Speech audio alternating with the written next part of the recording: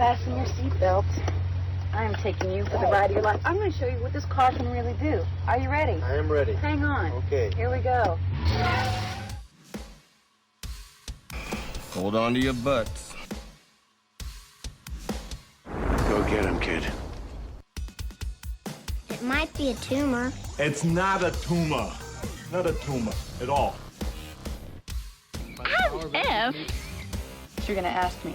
So you can go ahead and ask me what you're going to ask me. And my natural response could be to get offended. Hey, want to hear the most annoying sound in the world?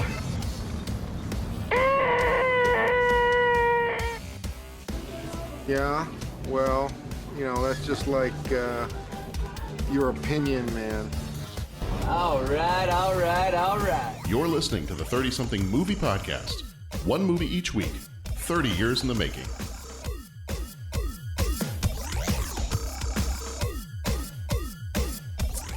It is the 30-something movie podcast. Noise is off, everybody. Noise is off. Which coincidentally is also the movie that we're talking about. The noise is off means background noise is on. That's the meaning of that phrase in the theatrical world. Yeah. As in noises off stage. Okay, well, as far as there being silence, I'm just saying from our recording from last week, I'm having PTSD with that because I was on mute and trying to talk and couldn't figure out why no one was responding to me for the last 10 minutes of the episode. And then I realized I was on mute the whole time. So, Pat said the most eloquent things any of us have ever said, but it just didn't get recorded. Oh, it was groundbreaking. Mm-hmm. So I'm keeping my mute on. If I use the bathroom, mute's on. I'm doing my dishes, mute will be on or off, or you know what I'm trying to say. It's like, you know. But it's like, good Lord, could you even get a sentence out? And then then here we are, Jesus. And it's like the thing with the, yeah. I'm wondering why we would do this podcast. I don't understand. Can you tell me like the motivation of why we would do this podcast? Well, you had a great fright as a child, and speaking to your friends virtually on a computer screen helps you go to sleep at night. I see Selson. He's right over there. I'm sorry. I'm getting a nosebleed. I'm not sure. Am I putting him on or is he putting me on? I'm just saying, like, I got to go back and find the scene. Well, whatever, it was early on when he was trying to get him to do the dress rehearsal and the guy kept questioning him and he was basically like, just walk on the blankety blank stage or just whatever it was. And it was like, okay, I can empathize with that. You know, a director just like, I need you to do this. And the guy's going, I need you to do this. Jeff, do you remember like what? Oh, I know. I know exactly what you're talking about. Okay. Last line. He's talking. He's talking to him. He's like, "Get up, John. Get the beep ready button." Yes. But the line. He's talking to him like, "Would you get off the stage?" Yes, that's right. The guy kept arguing. And he just stares at him. Yes. And he's basically agreeing with him. Yeah, I get it. Yeah, I get it. Now just get off the blankety blank stage. Yeah. Oh, so great. It really was. Introduce this movie so we can just keep going. Yeah. All right. Well, so we are talking Noises Off, and so far you've heard them, but you might not know who these gentlemen are. We have Jeff. Hi. Bo. Yo. And Patrick. Hey. I thought Patrick was going to go with like the silent thing that he did last episode. Man, I'm telling you, it was on mute. I believe you. I genuinely thought you did fall asleep, though. I care.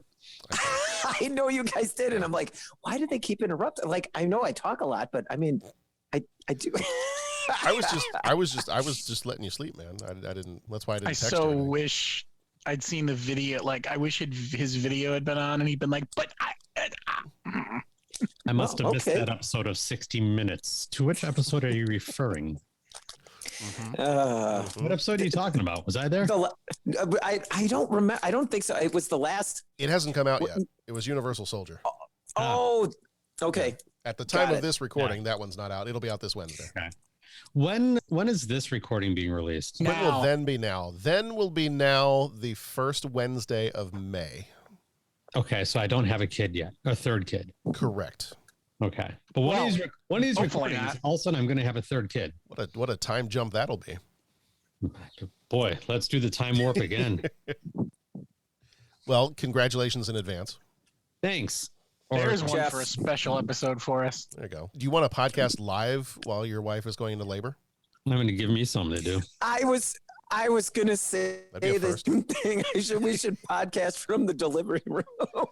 There you go. Hey, Okay, maybe I'm the only one finding that funny. we did we did the Breakfast Club in an actual school library. So I mean, I feel like I'll tell you what, they are very protective in the delivery room about recording no. devices and such. okay. I would hope. I had my phone out to take pictures. I think when Mikey was born, and one of the nurses was like, "I will tell you exactly when you're allowed to take a picture." I was like, "Well, Okay. I was like, I'm ready to go." She goes, "No, I will let you know when you can take a picture." All right, Okay. all right, Nurse Ratchet, thank you. Mhm. All right. But Well, that's, Well, One of these episodes, I'm going to have a third kid. So it might be during an episode. I may have recorded it before, but it's coming out after. The kid might be coming out after before I recorded. I don't even know what I'm saying anymore. Plates, sardines, plates of mashed banana, knocking upstairs.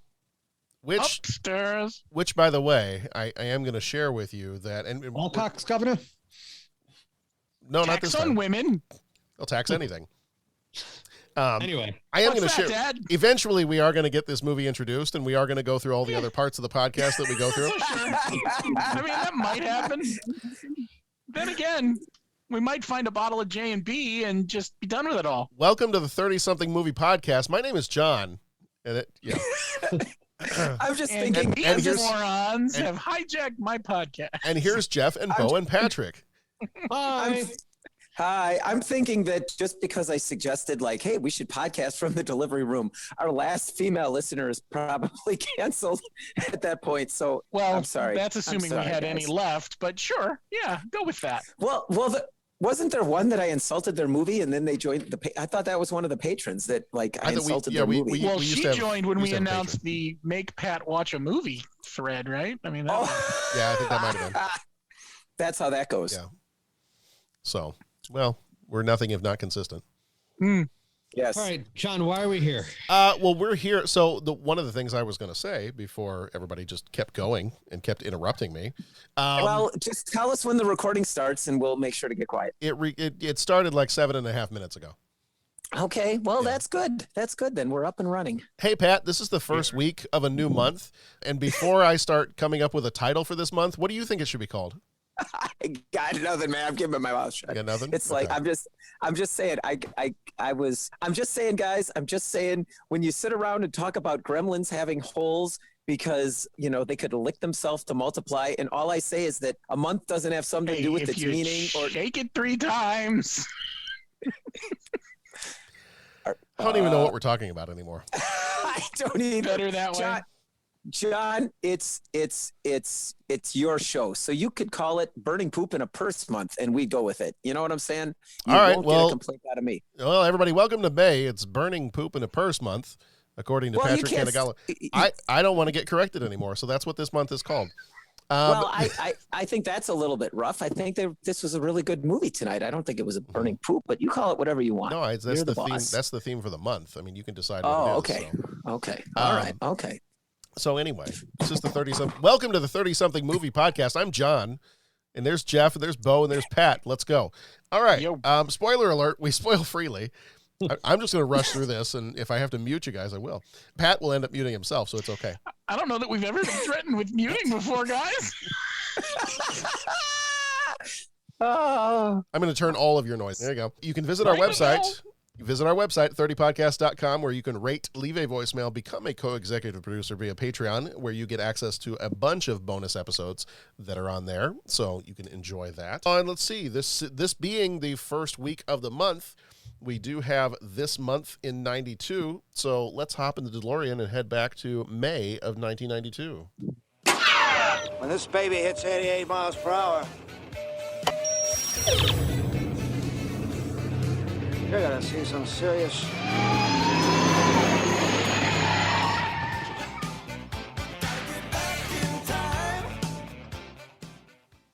All right, May of 92. So top news from May of 90. May 9th, final episode of Golden Girls airs on NBC. May 9th. Right. There it is. May 9th, Salem Village Witchcraft Victims Memorial was dedicated in the former Salem Village to mark the 300th year anniversary of the Salem witch trials. May 9th, Right. May 19th, Amy Fisher, I don't know if anybody remembers this little news item, Amy Fisher shoots Mary Jo Buttafuoco in the face in an altercation over an affair with her husband.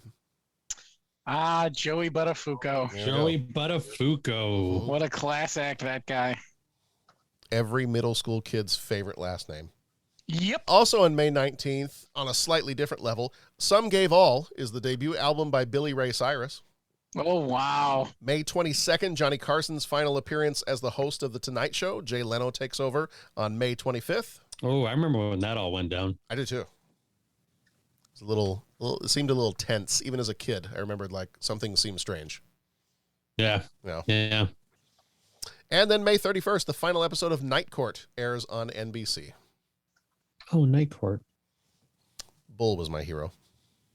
Yeah. Oh, yeah. Let's see. Birth. Sam Smith, the British singer-songwriter, was born in London, England on May 19th, 1992. He also sang the theme song from the James Bond movie Spectre, the song Writings on the Wall. We had quite a few deaths in this month. We had on May 2nd, Philip Dunn, a screenwriter, dies of cancer at age 84. On May 6th, Marlene Dietrich, a German-American actress and singer, died in Paris at age 90. On May 17th, Lawrence Welk of The Lawrence Welk Show died of pneumonia at age 89. Oh. Top sports, May 1st, Oakland outfielder Ricky Henderson steals his 1,000th Major League Baseball career base. Yeah, he did. Oh, wow. That was awesome. I remember him holding up the base. Yeah. Yeah.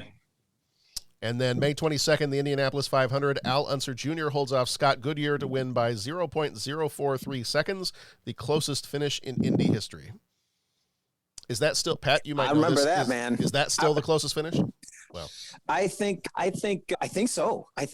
So yeah, that was an exciting year. Yeah, good times. Cool. Good times. Top books this month were The Pelican Brief by John Grisham and Jewels by Danielle Steele. Top movies were Basic Instinct and Lethal Weapon 3, and the top song was Jump by Criss Cross. Wow. The Mac Dad'll make you. Mm-hmm. Jump, jump. The Daddy Mac will make you. Sing it, Bo. Jump, jump. There you go. Criss Cross will make you. Jump, jump. Uh-huh. Uh-huh. Yep, that brings back, memories. Mm-hmm.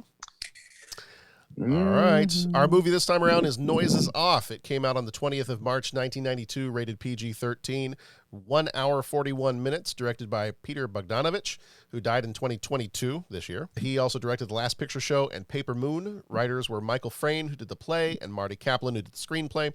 Frayn also did Clockwise and First and Last. Kaplan did Striking Distance and The Distinguished Gentleman. Producer was Frank Marshall, who did Raiders of the Lost Ark and Signs. Music was done, the music editor was Thomas A. Carlson, who also did music for Happy Feet and The Bourne Ultimatum. Cinematography was done by Tim Surstedt, who did Idiocracy and Bill and Ted's Excellent Adventure. Editor was Lisa Day, who did Xanadu and music and lyrics. Budget was $12 million. Box office was $2 million. So it did not make its money back. Flick Metrics gives it a 68%. Cinema Score gives it an A-. Starring Carol Burnett as Dottie Otley, or Mrs. Clackett, or Mrs. Racket, or Mrs. Flotchet. And Ratchet, and Crockett. Davy Crockett. The Carol Burnett Show and Annie. Michael Caine was Lloyd Fellowes. He was in The Dark Knight and Muppet Christmas Carol. Denholm Elliott, who died in 1992, played Selston Mowbray, or The Burglar. He was in Trading Places and Indiana Jones movies. Julie Haggerty played Poppy Taylor. She was in Airplane and Marriage Story. Mary Lou Jenner played Belinda Blair, or Flavia Brent. She was in L.A. Story and the TV series Taxi. Mark Lynn Baker played Tim Allgood. He was in Perfect Strangers and My Favorite Year. Christopher Reeve, who died in 2004. Cousin Larry. Christopher Reeve died in 2004. He was Freddie Dallas, or Philip Brent. He was in Superman and Death Trap, which we did just a little while ago. John Ritter, who died in 2003, was Gary Lejeune, or Roger Tramplemain. He was in Three's Company and Problem Child. Nicolette Sheridan was Brooke Ashton, or Vicky. She was in Knots Landing and Desperate Housewives. A traveling theater group finds so much action going on behind the scenes, they almost ruin the performances. Once upon a time, in a place of make-believe, there was a little theater company that couldn't. Sorry, folks. Am I doing something wrong? They couldn't get their cues right. What is going on? They couldn't get their lines straight. We'll only just manage to fit it in. I mean, we'll only just do it. They couldn't even stand on their own 2 feet. Are you all right, Gary? Don't panic, don't panic! He's all right. Oh, well done. Until a director was hired Hold it! Stop.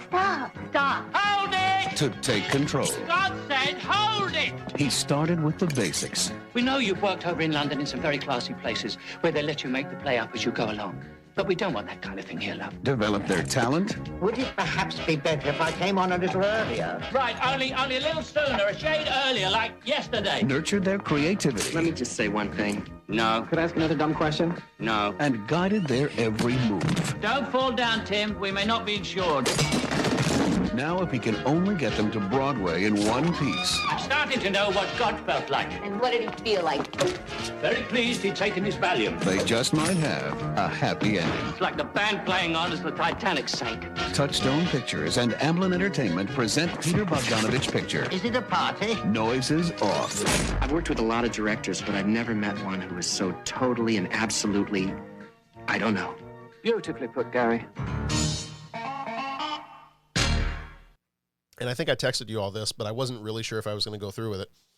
Because sardines play so prominently in this movie, I realized I've never had sardines before. You're not going to. Have you guys ever had sardines? No. No. You've never had sardines before? No. John, you're not going to, are you? John. I hold in my hand. Oh, God. I hold in my hand a can of sardines.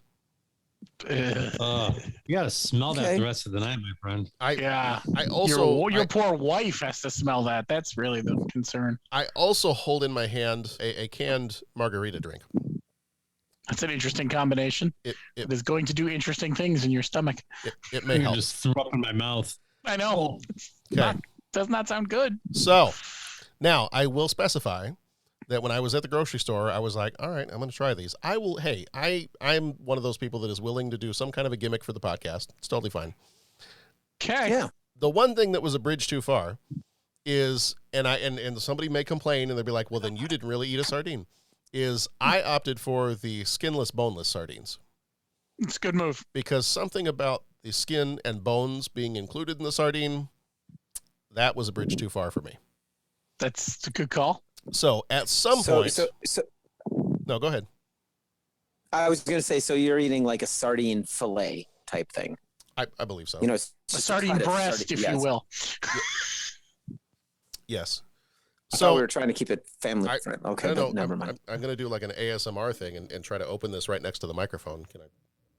Okay, just be careful you don't get the sardine juice on your microphone. You're going to smell that for months. I know. I'm not even kidding. I know. My mother likes those things, and the smell is just more than I can bear. Yeah. I ate a bug once. You ate a what? That's the closest I've gotten to a sardine is I had a cricket. You ate a bug? Yeah. Was it chocolate covered, or did you just eat a bug? No, it was, how does it compare? One of the teachers that we work with got a bunch of chocolate covered crickets, or was advertised as chocolate covered crickets. And what it looked more like was a chocolate that got smushed on top of a cricket, or the cricket got stuck on the assembly line at the chocolate factory and just made its way and got squished into anyway, we did it, and we have buttons that we can wear that say we're part of the I Ate a Bug Club. That's when I dropped out of that class in college, when I was taking a class on the science of bugs. And the teacher brought in, I think it was like right about the deadline where I could drop the class. The teacher brought in, it was like, what was it? It was Rice Krispie treats that had ants baked into it. And they also had chocolate covered crickets. Does anybody have anything against an M&M? Like, what's wrong with the M&M? Why not just an M&M? There's nothing wrong with an M&M. All right. M&M might be the perfect confection. Okay, so I'm just saying. I'm gonna pull one of these out here, and I'm gonna give it a try. Mm-hmm. I don't really know what's gonna happen here. I got an idea. It's a little It's a little slimy. Mm-hmm. All right, here we go. Let's not get olive oil juice all over everything. Oh God. God. Oh God. He's doing this all for you, listeners. You didn't Slimy ask him. yet He's doing satisfying. it anyway. Slimy, yet satisfying. You know what? On a cracker, that might not be too bad. But by itself? By itself, it's okay. I'm just imagining the plate of sardines that she had in the play now. And you know what? If you And walk, when they stepped on it, And they stepped and on when it. they dumped it on someone's head, Yep. ugh. Because if you looking, walk into school tomorrow and hand those out to us, I'm going to be very upset. oh, I didn't even think of that. Start in the band room. Now I thought of that. Thank you, Jeff. I'm going to bring treats for everybody. I'm going to even drive over to the high school and bring some to Bo. All right. Well, I've had my first sardine now. John, How do you feel? How do you feel? Revolted. I mean, it's not actually that bad. Granted, it's probably not the same sardines like they had in the movie. I'm sure those had the skin on them and the bones still inside. More power to you if you think they're not that bad.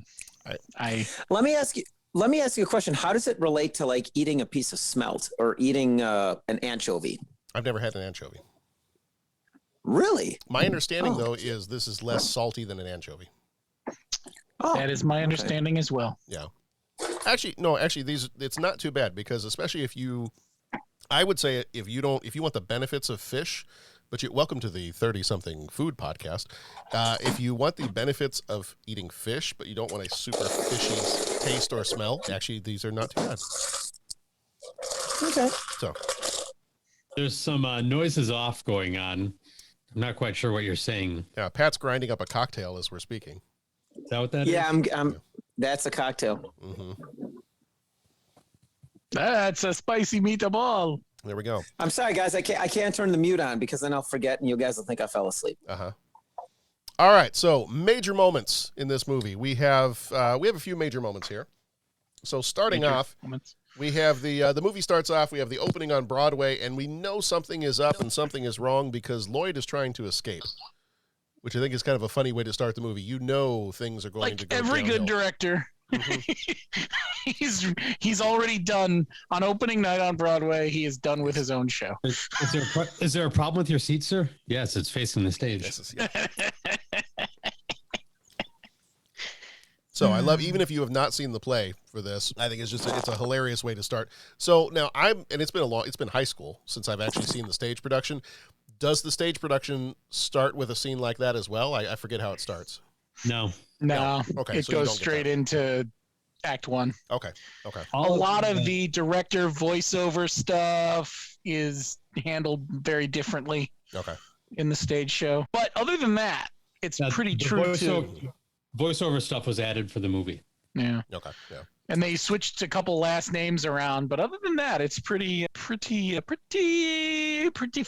Pretty good. All right, so that's kind of our first opening major moment of the movie. The next one is we jump right into Act 1 here, and it is the last minute rehearsal. Whether it's the dress or tech rehearsal, I'm not sure anybody really knows. It could be either one. It could be both. And I mean, for God's sakes, you know. Well, yes. I mean, we're here and you're there and you know. Here we are. And here we are. Right. So this to me, and I'm going to blend together my next two, the moments that I have down here, because this last minute rehearsal, I think this movie, and I noticed that when trying to go find, after I watched it, I wanted to find like a written outline of the plot, and nobody does it. They're just like, well, Act 1, hijinks ensue. And they leave it at that, because I don't think there's a way you could effectively write out an outline of this plot and go into much detail, because it's just too crazy and chaotic to do something like that. You'd have to be writing out the entire script to do this. So the fun part about this rehearsal is we get introduced to these major characters, and we learn right away that everybody's got a weakness. Like, everybody has got a little foible or quirk about them that is going to be their weakness going forward. We've got, I'll run through the major characters here, and feel free to just comment on these characters as we go along. We start with Dottie. Dottie is very forgetful. She is dating Gary. It's all oranges and lemons. Absolutely. And I've only got one leg here. Okay, just give me a moment. Good thing I can't see far with this leg.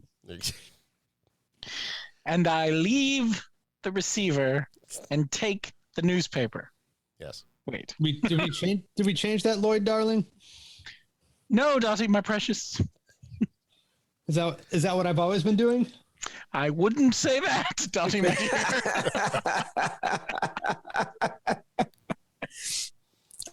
Oh God, I love this movie. So she gets the stage all to herself for this first little bit of the movie, and it's just fun to kind of watch her go through that. And I think it's funny to note that they play Dottie a little like Carol Burnett. Like, she is well known. She is going to hit the stage to applause because it's her. Mm-hmm. You know, and I think that's fun about that character, that they build her up to be this. She's on the waning side of her career. Don't get me wrong, but this is the star vehicle. This is her last go, and I think that's a fun little way to do that. Yeah, I think it's worth pointing out to our listening audience, if we have any left after we insulted so many people early on, if and when you go to view this movie, you need to realize that what you need to pay attention to are the characters.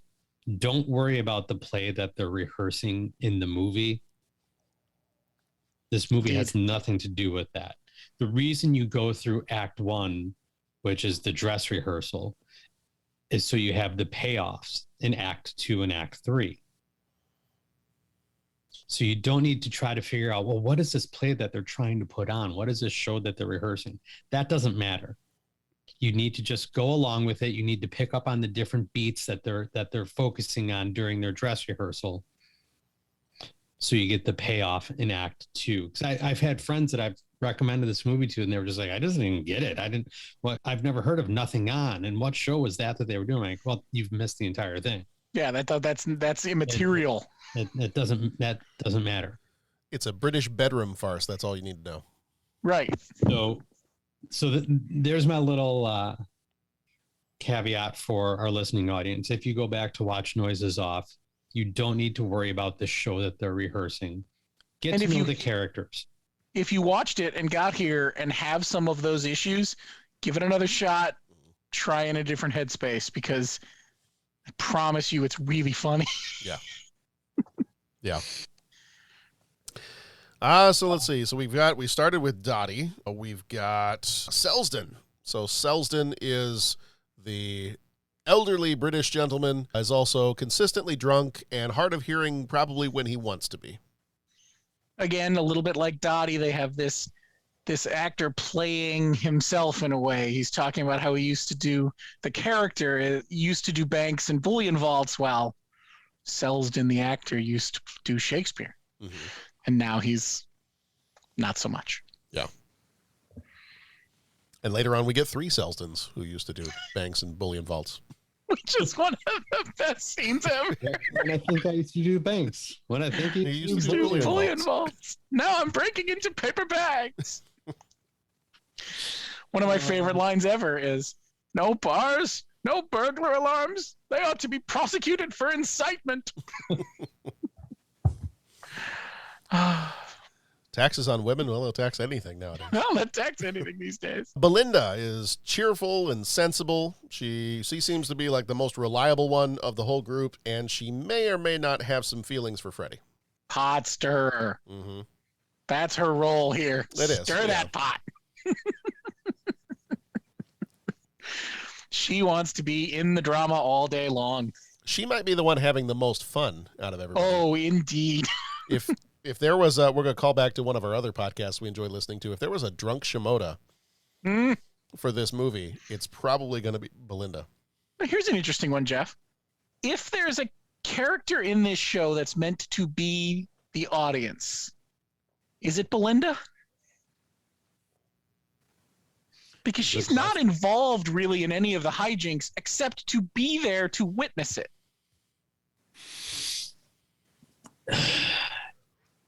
Yeah. I mean, she plays around in Act 2 because she gets some of the physical comedy going and stuff. But no, that's a good point.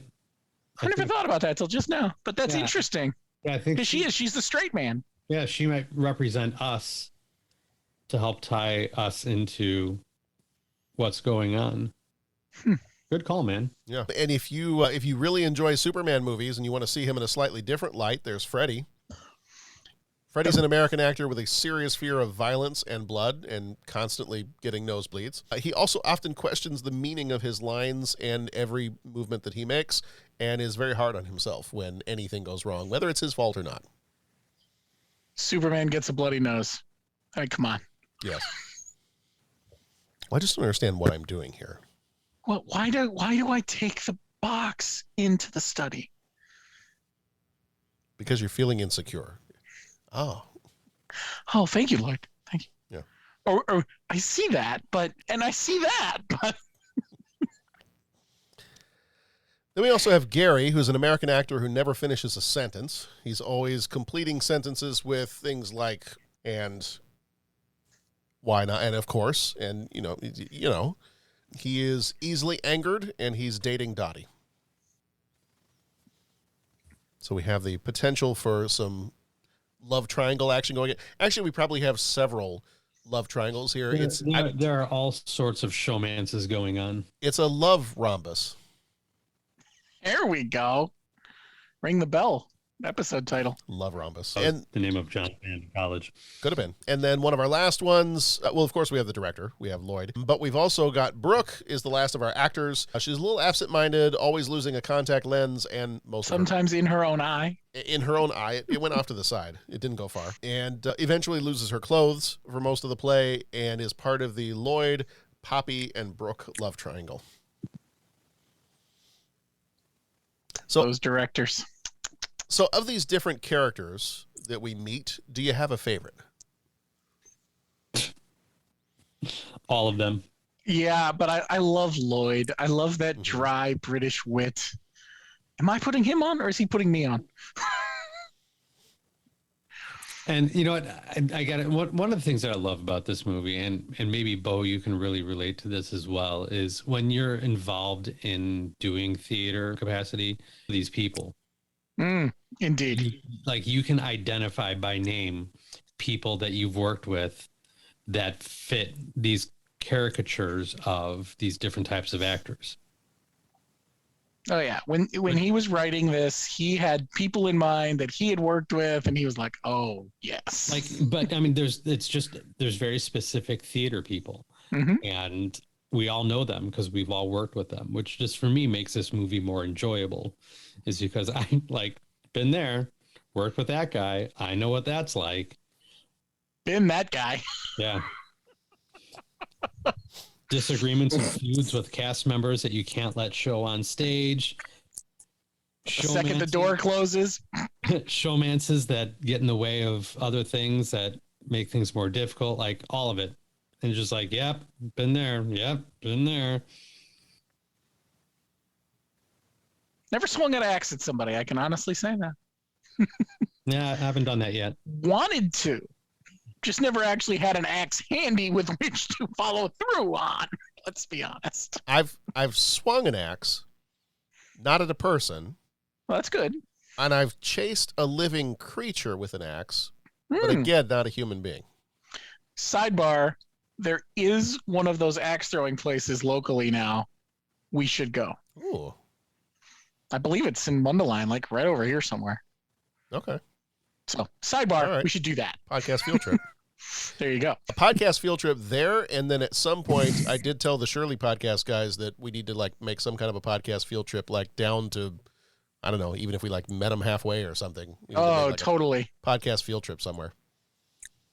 I like the idea of podcast field trips. So we could do a little podcast road trip sometime. Yes. Just not in the next 3 weeks because Jeff apparently is procreating. Apparently, one of these episodes, man, I'm gonna have a third kid. There you go. The one surprise all of us. The one where we record live from the delivery room. Anyway. So our next major moment is we are now on the road. So after we've gotten past this rehearsal, we are on the road now, and we have the major events of the Florida matinee and the Cleveland matinee. Tell us a little bit about these matinees and how well they go. The Florida matinee, 3 minutes, 2 minutes, 1 minute, 3 is minutes. so good and so funny. And as the guy who's made those calls before, there is so much like desire to mess with people because you've seen this movie. Ladies and gentlemen, will you please take your seats? The show will begin in 2 minutes.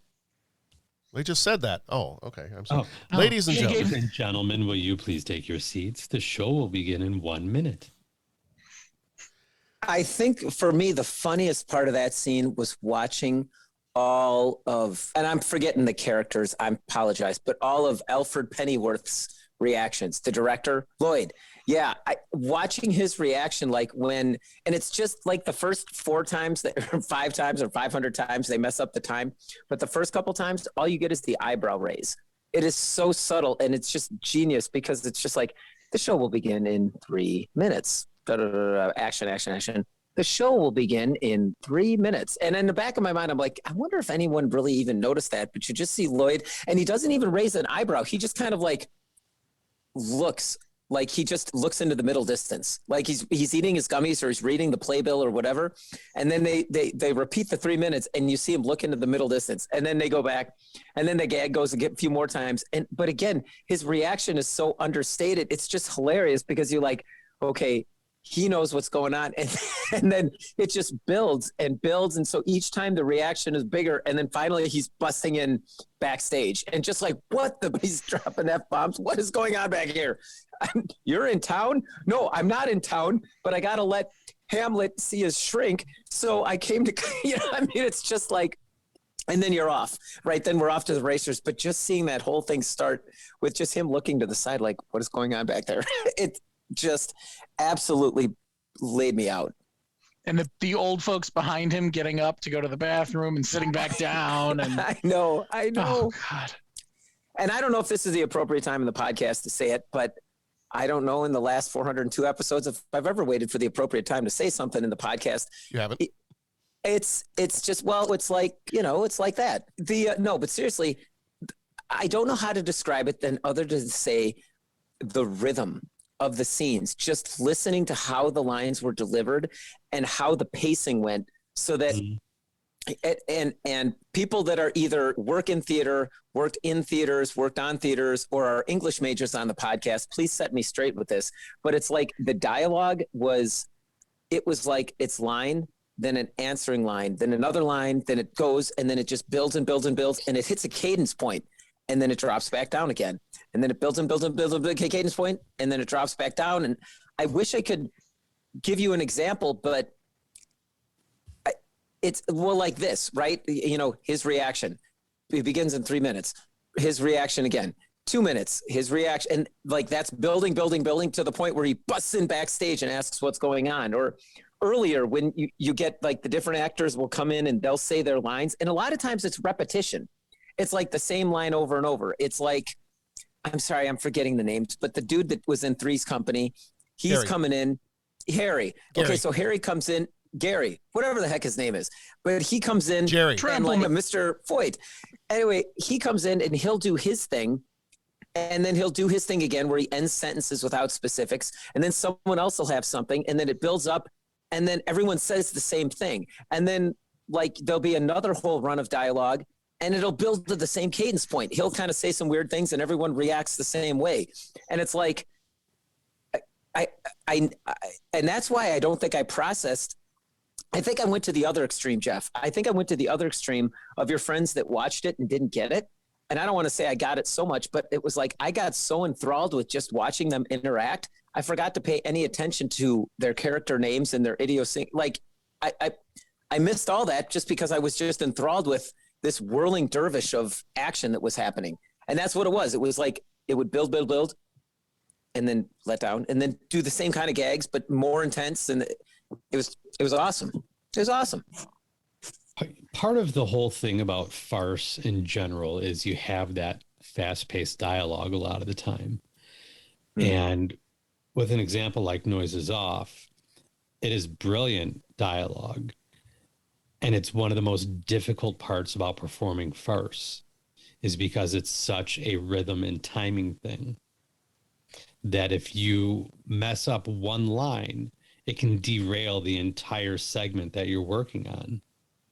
You have to be able to nail those lines. Now, these guys, they had the benefit of filming it for a movie, right? So they could do take after take if need be.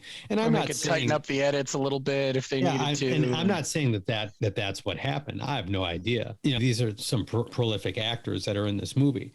There's a good chance that they all got it right more often than not. But you have to stop and think about when you're seeing this on stage, an actor on stage that has to spew out these lines.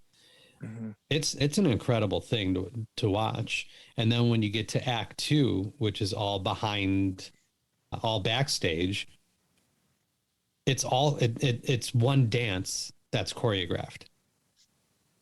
It's a dance that runs the entirety of act 2, and it's all choreographed, and you have to hit your beat and you have to hit your mark every single time at the right time, because you don't have the benefit of dialogue to cover it up. So it just takes a very difficult thing to do right and really takes it to the nth degree. You know, now for a real challenge, we're going to do all of this, but we're not even going to talk. It's all in our physical comedy now. We need to let the physicality of it play out to entertain an audience. And the fact that actors can do that. And I've sat in a live theater watching this show, enjoying it. And then all of a sudden I stop and think, I've been sitting here for 30 minutes watching these people run around on stage, not saying anything and not having it feel like 30 minutes at all. Mm-hmm. You know, it requires such an incredible talent to be able to pull that off and pull that off so well. Like I said, these actors in the movie have the benefit of being able to go back and film things again and try it again if need be. But when you see it live, you just get a whole other appreciation for this show in particular because of those types of things. Well, I'm convinced, like after, and especially after this discussion, but after seeing it, my thought was like, the next time this comes to town or is being performed or whatever, I need to go see this. I have a very good friend that she just directed a production of this. They just closed like 2 weeks ago. And so I'm a little bit late. Early on in her production, she knew that I was a huge fan of the show. So she reached out to me. She's like, I got to ask you some questions because she said, I'm missing something. And we just chatted about it for a while. And I just saw her this weekend at a get together. And she was like, I have to tell you, like, talking to you made all the sense in the world. And it really got me to focus on the right things to make this show work. And it was such a great, it ended up just being a lot of fun once you know what to focus on and what to pay attention to and what the real important things in this show are. This show is all about these characters. You have to be able to portray these characters and all of their idiosyncrasies, all the things that John was just explaining about these characters. You have to portray them well, and you have to be able to stick to them. And if you can get these characters done well, everything else falls into place. It doesn't matter what the show is that they're doing. You pick up on the beats that you need to in Act 1 when you're watching them in the dress rehearsal, so you can enjoy the hijinks that happen in Act 2. For those people that have never seen it live, in Act 2, in between Act 1 and Act 2, the stage rotates, the set rotates, and the audience is now sitting backstage or has a view of backstage or what's happening behind the scenes, right? So when that's portrayed in the movie, that's what the audience sees in the theater, because the set piece turns around on stage and gives you that vantage point of watching all of that physicality play out while there's a performance going on the other side. Would you recommend, if you were going to see this for the first time, would you recommend watching it first before going to see it live?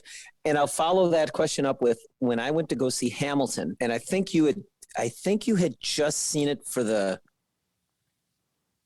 4th or 50th time, Jeff. Maybe 55th time. And I was just, with Tammy and I were going to go see it. And I said, I just want to be surprised. I'm not going to, and you were like, no, you know what, Pat, I'd make a recommendation, get the soundtrack, listen to it, and check it out. And actually I did, I followed your advice and I cranked it on and actually spent all night one time. I just stayed up all night and just listened to it on repeat. And you said you're going to get a lot more out of the show after listening to the soundtrack and just processing everything and blah, blah, blah, blah, blah.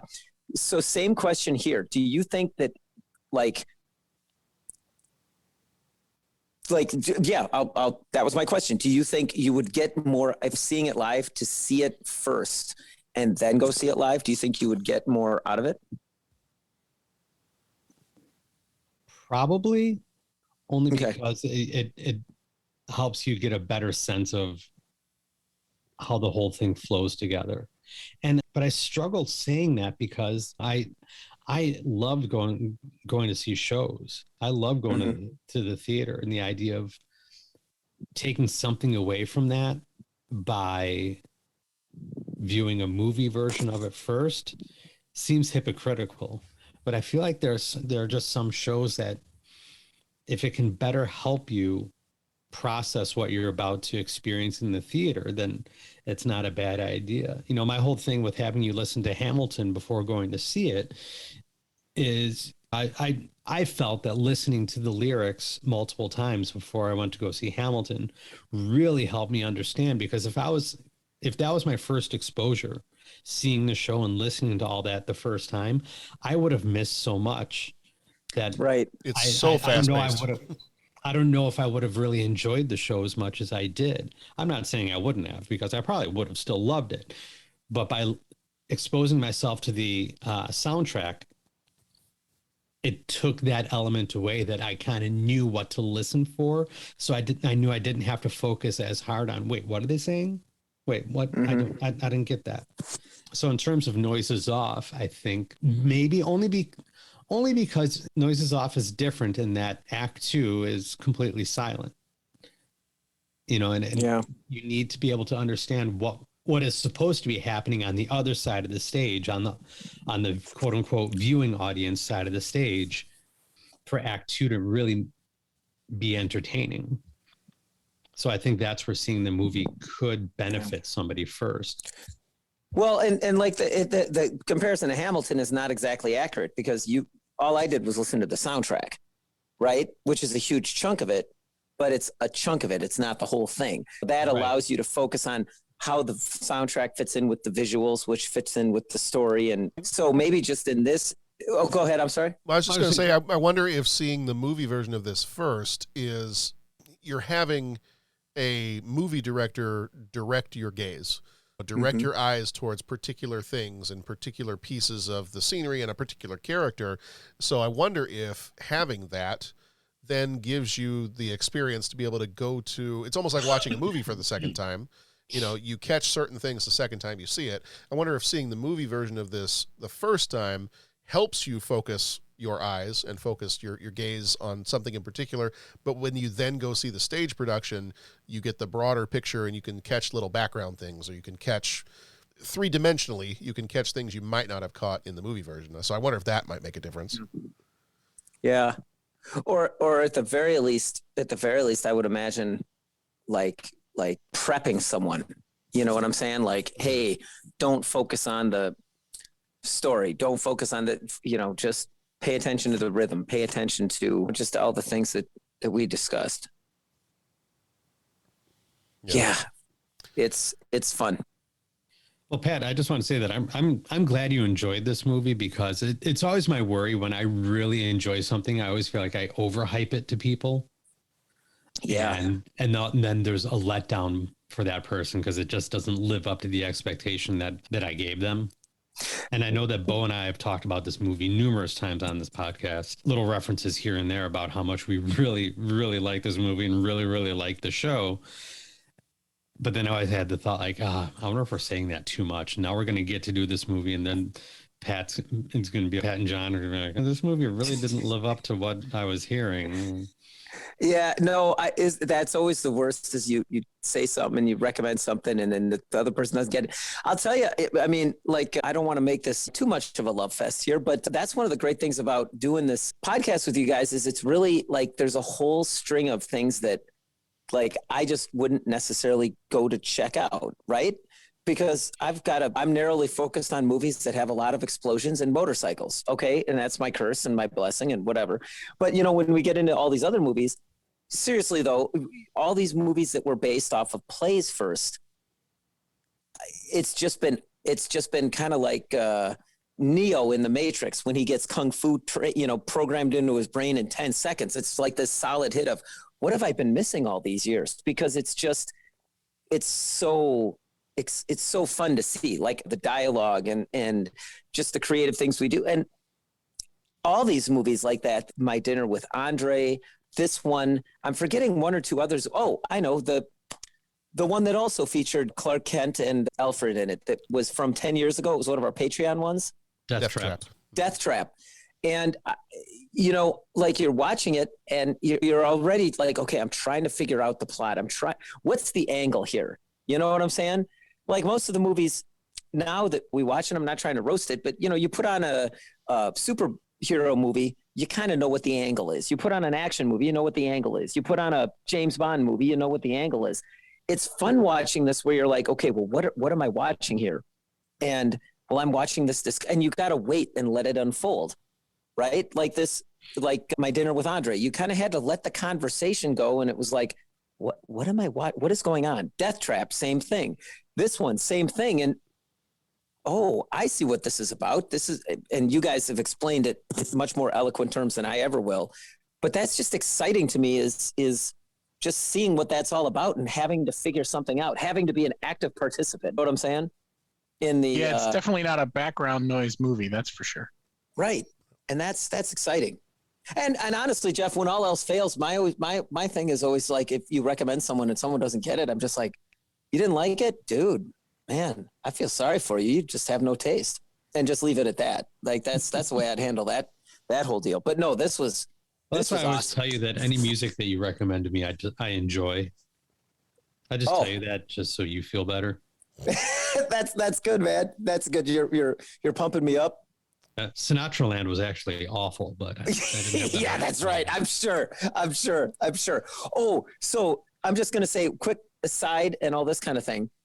Kid comes up to me today, Mr. C, you know that tune? It's been a long time. It's been a long, long time.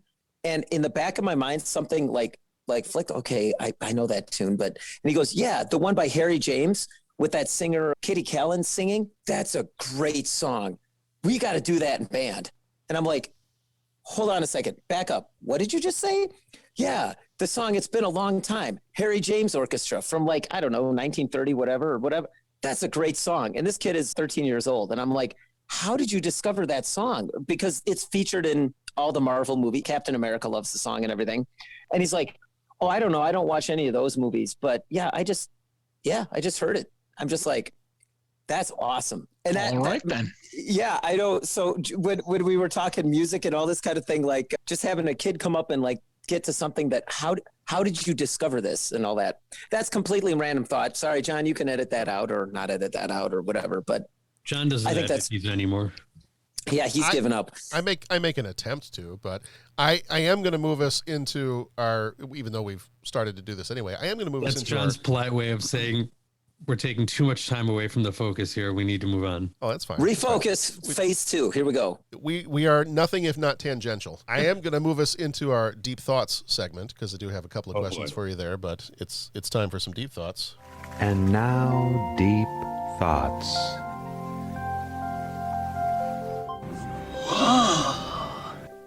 All right, super deep thoughts now. I'm not even going to ask the question, do you like this movie? Because we've answered that. I am going to ask the question, when was the first time you remember seeing the movie version of this? So I know I saw the stage production in high school, and that was the only time I had ever seen this was back in high school. The movie version of this, I saw about 3, had not seen the movie version. Yeah, had not seen the movie version before. And was very excited to see the movie version once I realized that after I kind of fell in love with Death Trap a couple of years ago, excited to find out that Christopher Reeve and Michael Caine were in this one too. So for me, it was about 3 days ago. And if I haven't mentioned it already, this movie is hilarious. I love this movie. What about you guys? When was the first time you saw the movie? For me, it was high school. I think I knew we were about to do it, and I kind of wanted to know more about the story itself. So I found the movie and I said, cool. After that, it became regular viewing because it's awesome. For me, I think I was probably in college when I first saw the movie, and I didn't know that it was based on I have no idea. I must have been like flipping through channels or something, and it was on, and it would have had to have been a scene with like Carol Burnett, right? Because that's probably what made me stop to watch. And then as I was watching, and then, oh, there's John Ritter. That's pretty funny pairing. And then one after another, this movie just sucked me in.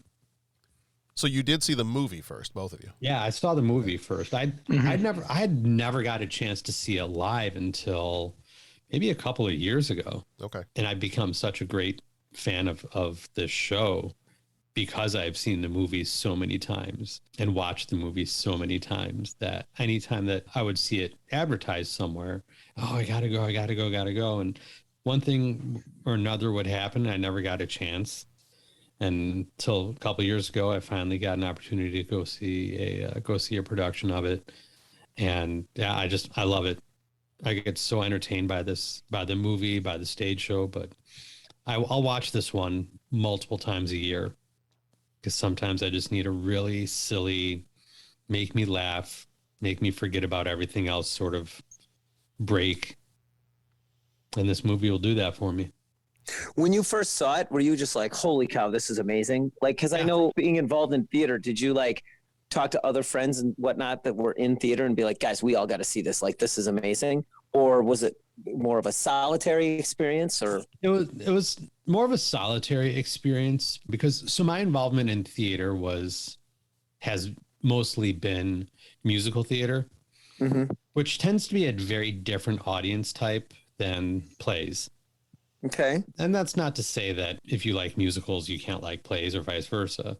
But knowing what I know of a number of my friends, especially at the time when I first saw this, I didn't think that they'd appreciate it as much as I did for whatever reason. I appreciated it at first for the actors. Okay. And then after watching it a couple of times, I really started to appreciate it for the work that they did, not just because of who was in it. Okay. And I've recommended it to a bunch of people since then. And, if you like it, awesome. If not, then you're wrong. There you go. And Patrick, you've kind of, this is the first time you've seen it just within the last few days. Yeah. First time I've seen it ever. Okay. Couple days. Okay. Well, and I think we've established that we like this movie. And I think out of the four of us, no one has too much of a bad thing to say about this movie. But I am going to ask this question, kind of the flip side of one of our questions, like what works, what's memorable about this.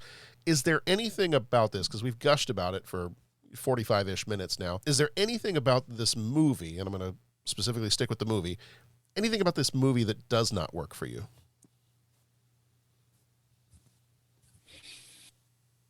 Is there anywhere that it falls flat? Not for Pat.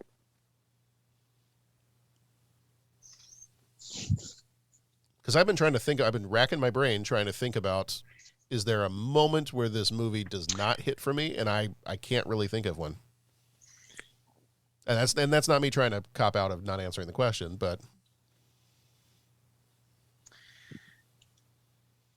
No, I can't really think of one where it falls flat. There are probably some times when I feel like I want more. Okay. But that's all I can think of. Okay. Jeffrey, you're deep in thought. I'm contemplating a great many things right now. I don't think there's anything. I don't think there's anything in this movie that when I watch the movie, I go, that's too bad. I mean, it's so well done. And I'm trying to think like, well, what could make me feel like something wasn't working right? And, I'm just going to say something else that just speaks to how great this movie is, in that when a playwright writes a farce, you have to imagine that a lot of the energy for the actors and a live performance is coming from the audience. the laughter in the audience. So to watch a farce play out in a movie and you don't have that, it's a very different experience. But it doesn't detract in this case. It doesn't take anything away in the way that it might when you don't have that live audience. That's it's like watching old TV shows sometimes when you can find them on YouTube, I think, when they don't have the laugh track in the way. And you're just watching people recite lines that are funny, and in their head they're counting 3 seconds to pause for laughter. Or it's been like the late night shows that we're trying to still record without audiences during COVID. Yeah. You know, when someone's cracking jokes and being entertaining and stuff, and you're just like, I appreciate what you're trying to do, but without that live audience energy, it's not working. And that wasn't the case. Yeah. In this. Again, just so well done. All right, so this is my last deep thoughts question. Then if you guys have anything else after this, but then we'll jump into our 3 questions. My last question is, who do you think, and this is in general, this is not just for this movie, who do you think has the greater impact on a production? Is it a great director or a great actor? In a word, yes. Okay. Yeah, that's a tough hair to split, because without the actor on stage who pulls it off, a good director don't mean diddly. But a good director is able to pull that out of a good actor, or a decent. Agreed. A good actor knows when. A good actor knows how far to go. Right. And you pair a good actor with a good director, and incredible things are going to happen. But if one of those is unbalanced, it can hurt the production. So I think for me, in terms of your question, is it better to have whatever the hell your question was, better to have a good director or a good actor? Who has the greater impact on a production? I think they have equal impact, and it's up to both of them to keep it equal. You know, no one wants to act in a show in which someone is just telling you what to do all the time. A good director will listen, and a good director will encourage the actor to try things, think things through, take chances, take risks, see what works, what doesn't. Give the actor space to figure things out. And a good actor is going to know when that's appropriate and when that's not. When, a good actor is going to know when to listen and how to listen, how to accept a note after a rehearsal. Right. The actor's job at that point. And I would tell this to all my young actors when I used to direct the shows at school. During notes, you say thank you to acknowledge the fact that you heard the director give you a note and you heard what that note was. Don't give me your stories. Don't tell me why this didn't happen or why that didn't happen or what needs to be fixed. We'll talk about that at another time. You need to know time and place for those sorts of things. And a good actor is going to know that. So I think it's really hard to have one without the other and still have a tremendous performance. For whatever I know, that's my 2 cents. Thanks.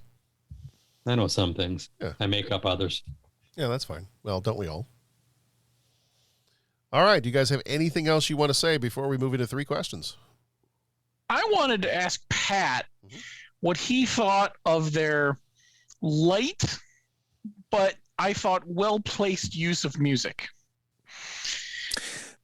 So, were you going to say anything more to that or no? Well, I just wanted to see what you picked up on first, because I know what I pick up on, and it makes me laugh the way they do it. I think it's perfectly well-placed, but I just wanted to know what you caught, since you're our resident music. Well,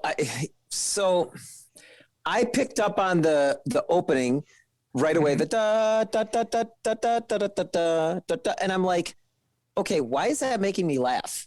Like all of a sudden, I'm just like, why is that? And then I stopped and I went back and I rewatched it. And I'm like, after watching the movie, and I'm like, why is that making me laugh?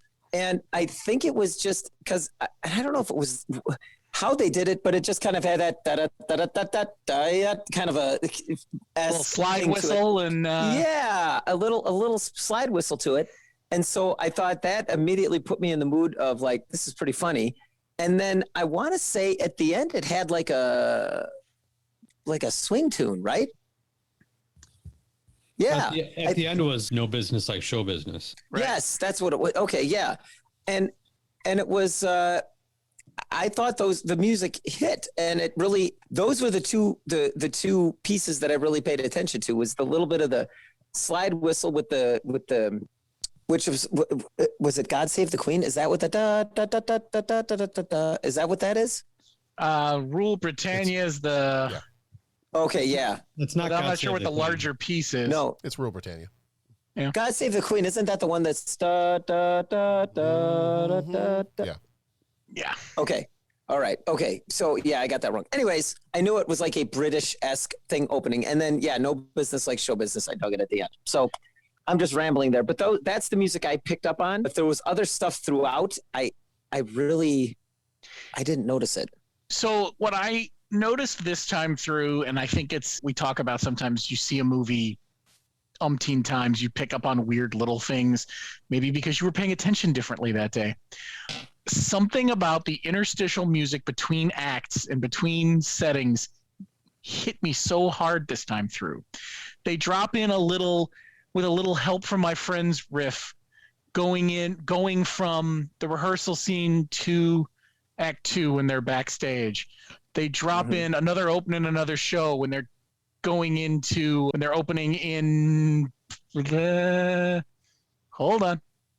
when they're opening in Cleveland, I think.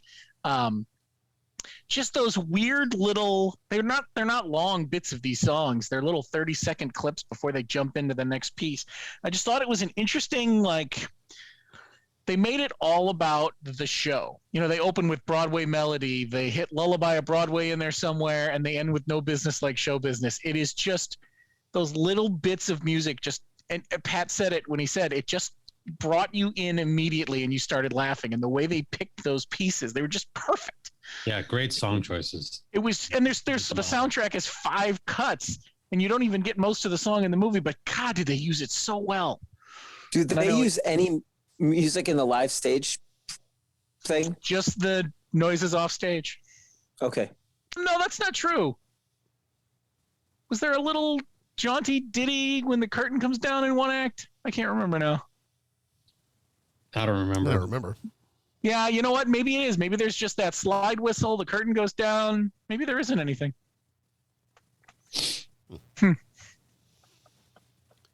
Interesting. All right. I think it's time for 3 questions. He asks each traveler 5 questions. 3 questions. 3 questions.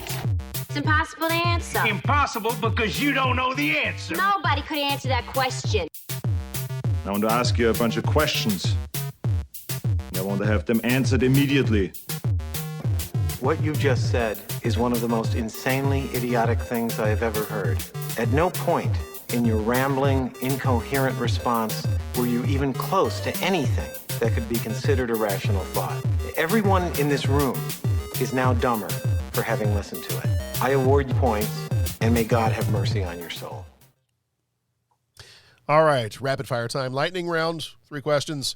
Question number 1, what is your favorite British slang? It's a word I shouldn't say, so I'll say something else. Okay. I love it, though. That one's somewhere. It's very popular on Ted Lasso. Put it in the chat. Okay. So the one I think I use the most in real life is kerfuffle, but I love dodgy also. Mm-hmm. And I've got a whole bunch more, but I don't want to take them all from everybody. Dodgy's a good one. That one gets me right chuffed. There you go. It's the way they say it. I just love it. That is certainly not a family-friendly word. No, but it's so great. And they use it on Ted Lasso in such a way. Well, and we used to use it in 5th grade in England at the boys' school all the time. Well, yes, of course you did. And all of our listeners can just wonder. They'll figure it out. They're smart people. Pat looks confused. Trying to figure out how to get to the chat on my phone. Oh, yes. Well, I a thought little challenge for you. I thought you were confused about what the word meant, and I didn't want to have to explain that to you. We can put I mean, he doesn't know what it means. We can put it in the group text, but since Dennis isn't here, he may be really confused. Mm-hmm. I think we're calling him that. Kerfuffle is a great word. I love kerfuffle. Indeed. Mm-hmm. I love kerfuffle. I'd have to say the one I like is bonkers. I didn't know that was like British slang until later. But yeah, I've bonkers. Living over there, I was always a fan of, even if it's not technically slang, just some of the weird names they have for stuff. Like the one kind of, I want to say it's like the equivalent of a screwball in baseball, a googly in cricket. Ah. Yeah, I always liked a googly. The other one, like some of the names of their food, like one of my favorites was always, and for the longest time I had no clue what it was, I just thought it was hilarious, was Bubble and Squeak. Bubble and Squeak or Spotted Dick. Yes, a little, well, yeah. The kids were, sporting events today did not go well, so I was just, at dinner time, I was listing the names of British foods, and I used that one to try to get a smile out of them, and that was the one that finally did, so. When all else fails. When all else fails, bust out the Spotted Dick. I've heard it's delicious. It's a dessert. I've never had it, but. I don't know where this is going. I was expecting. I'm not sure that was the music I was John looking for. to comment on the dessert, but I guess I assumed incorrectly. Uh-huh. I like the word daft. That's yes. A good one. Yeah. You can use it many ways. Don't be daft, or that was. Nah, daft is good. Yeah. Although, I do have a student this year who's from England. And every now and again, he lets some of his English vocabulary slip out. Yes. And the kids were talking about like PE uniforms or something like that. And he was referring to sweatpants. But just the way he said jogging bottoms. Uh-huh. Yeah, that'd do it. That'd do it for me too. Mm-hmm. He always wears jogging bottoms. Oh, it just made me laugh when I heard it. Jogging bottoms. That's awesome. I feel like I have a jogging bottom even when I'm not wearing sweatpants. Taking the piss out of someone is always fun. There you go. All right, question number 2. Favorite movie, show, or play with a mistaken identity trope? Would you say? Yes. You say I would hate to find out that someone told me I had a plethora. I'm just gonna reject your question. Oh. Do you not? Are there just too many? Substitute your own reality for this question? There's too many. There are just too many crashing through my head right now that. I'm gonna go with Bo's favorite. I'm gonna go with The Big Lebowski. Yes, an excellent choice. I have had, due to you guys suck. I have been craving for White Russians lately. It's time. Oh no! Oh no! Woo! What is this? Obviously, you're not a golfer. I don't think this is Lebowski. This guy looks like an idiot. I might go with the movie Dave. Yeah. Yes. Or there's other movies that have like small plot points. Murder by Death comes to mind. Galaxy Quest. Clue. Mm-hmm. Yes. Galaxy Quest. Clue. Great. Awesome. All right, Patrick, what have you got? Pearl Harbor. I thought it was going to be good. All right. No. I would allow you to use that as your answer if you wanted to. No, conflict is corrosive, like Tony Stark said. So no, I'm gonna second The Big Lebowski. That's the only one that thing's awesome. Nice. And finally, question number 3: what is your favorite noise? Anchor chains, plane motors, and train whistles. Lunch you serve. A purring cat. Okay. I'm going to go with my kids laughing. I just, every time I hear my kids laugh, it warms me up. Just makes me so happy. Yeah, I can't stand it when my kids laugh.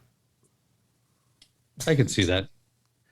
No, Well, yeah, because they're trying to take over the world when they're laughing. When I hear it now, I know it's because there's something wrong. Mm-hmm. What makes me nervous is the laughter of my own biological children and silence. Those two things make me more nervous than anything else. Because both of them probably mean this. I'm gonna go with the one that I don't think anybody else would ever choose in their right mind. I'm gonna go with helm scream. Well, that is a good one. I was gonna go with bagpipes.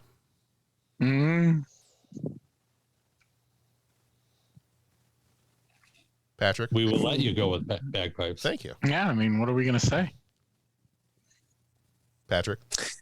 Oh man, my favorite noise. Well, I'll take an open. Well, you said bagpipes, so I mean, we can go an open interpretation of noise. Like there's so many good things out there. Yeah. Well, I was going right there. I was going to say Adolf Herseth playing Mahler's Fifth Symphony would be like one of the greatest sounds. You know, that'd have to be. But I mean, then the list just keeps going on, right? You know, Doc Severinsen playing the 5th episode from 5 episodes for trumpet, and you know, Harry James playing It's Been a Long Time. I mean, like the list just keeps going on and on. I'd have to say Adolf Herseth playing the opening to Mahler's Fifth Symphony. And Pat's least favorite sound is a deflating green balloon. Guys, I'm just saying this situation will be rectified. That's all I'm going to say. Rectified, you hardly knew it. Hey now. That didn't Wrecked work. him, damn near killed him. On that note, that's the end of this episode. I don't know what else to say. We are the 30-something movie podcast. Go to 30. There's no business like show business, like no business I know. For God's sake, this has been a podcast, and you know, here we are. Here we are, and you could go there to 30podcast.com. We're at 30podcast on all the different social medias. You can leave us voicemails, ratings, all kinds of other stuff. You can join us on Patreon, become a co-executive producer. Next episode's coming up. For the rest of this month, we've got Newsies will be up next, and then Aladdin, and then Cool World. Our Patreon is Singin' in the Rain. Came out in 1952, so hitting its 70th anniversary. That is a fun one. And then June next. We're not quite sure about the Patreon for June. We kind of decided that it's going to be The Godfather. We can do The Godfather. We're going to do The Godfather? I mean, not as well as the other guys. Not as well as the other guys did, but all right, we'll give it a try. Should we have the other guys come on and talk to us about The Godfather? Oh, we could. We could see if they want to. They bring all their notes? We'll ask them. Isn't that kind of like asking somebody to do your homework for you? Shh. Okay, I'm sorry. I shouldn't have said that. Edit. I'll edit that out. No, I won't. Okay. So June, we may or may not be doing The Godfather for our June Patreon.